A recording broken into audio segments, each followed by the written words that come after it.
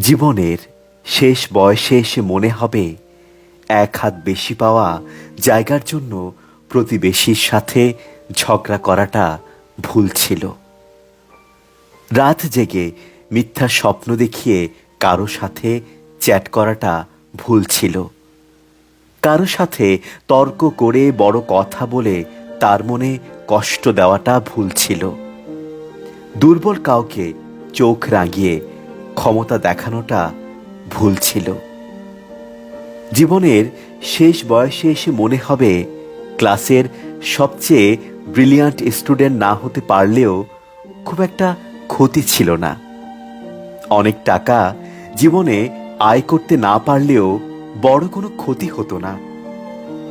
জীবনের শেষ বয়সে এসে মনে হবে কষ্ট ছাড়া একটু স্বাভাবিক মৃত্যুই শেষ চাওয়া। জীবনের শেষ বয়সে এসে মনে হবে মানুষের দোয়াটাই শ্রেষ্ঠ সম্পদ ছিল, যেটা অর্জন করতে পারেনি।